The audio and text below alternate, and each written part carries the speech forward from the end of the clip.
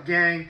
Today I'm back at you with another video. I was sitting in my room and I was thinking about something else that I could put out for y'all. And it happened since yesterday. I talked about my friend overdosing and dying from a heroin overdose. I wanted to mention something called Naloxone. Naloxone is life-saving when it comes to drug addiction, and specifics an opiate overdose. So opiates can be in anything these days. They are pressing fentanyl into Xanax pills. They're pressing them into Klonopin pills. They're mixing it with what's supposed to be oxycodone pills or Percocet pills. They're also putting it in meth. They're putting it in cocaine. They're putting it in everything. It's super cheap to buy, and all it takes is a few grains of salt for someone to overdose from it. So they can't spread the fentanyl evenly in these batches. And so just a little story, I had a friend that also, a different one, that passed away from an overdose. There was a block of heroin, about 6 grams. It's about the size of a golf ball.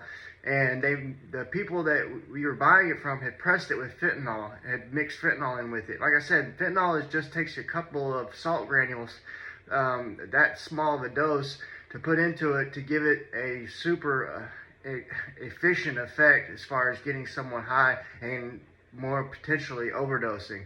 But I had one friend take a piece off one side of the ball of heroin, and then I had another friend take a small piece off this other side of the ball of heroin. And one guy said that he barely got high at all, and the second person died. So that's how unevenly it's spread when someone can, just as a matter of fact, to show you how dangerous fentanyl is when it's put into something, that one side of the batch can kill you, and then the other side of the batch you may barely get high at all. That's how crazy it is. But like I said, they're putting it into everything, and that's why you're seeing so many overdose deaths from opiates. But that brings in, if you're trying to save someone, this is one of the best tools out there. If you overdose from heroin and an ambulance comes, you know, God forbid it doesn't, hopefully you're with someone and they can get you help. But an ambulance shows up, if they know it's an opiate overdose, the first thing they're going to go to is Naloxone. And all Naloxone is, it blocks your opiate receptors in the brain. So when someone overdoses, the receptors get overloaded from the fentanyl, and it causes you to stop breathing. You turn purple, you're non-responsive. CPR won't get you to wake up.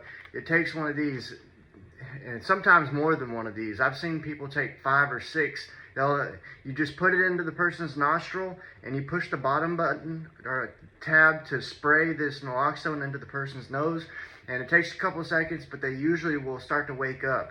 And the thing about opiate overdoses is, just because you get them to wake up, whether you're doing sternum rubs, you're doing chest compressions, or you kind of smack them, try to get them to wake up. I've had to put my friend into a bathtub full of cold water or splash cold water on them. Whatever you're trying to do, a lot of times when those things don't work, you need Naloxone. So if you don't have some at your own house, which you can get it from a pharmacy, a lot of places these days are giving them out for free, just to help prevent people from dying because of this opioid crisis. But it's as simple as that. It's called Naloxone. You just put it inside the person's nose.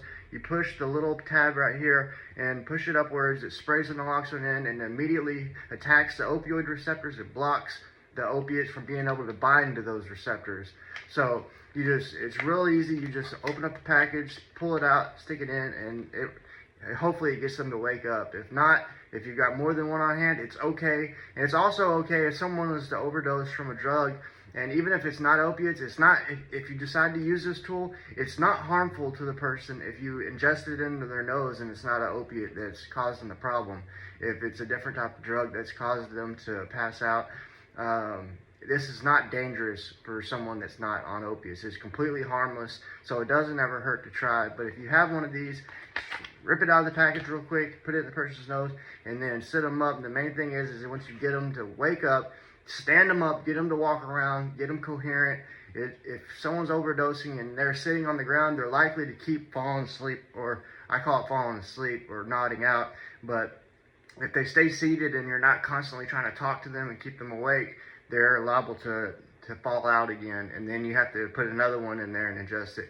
But if you don't have Naloxone and no one's around, don't be afraid to call the ambulance and the police to get them to come to someone's aid. You're not going to get in trouble. Nothing bad's going to happen to you. only thing that's going to happen is you're going to potentially save this person's life.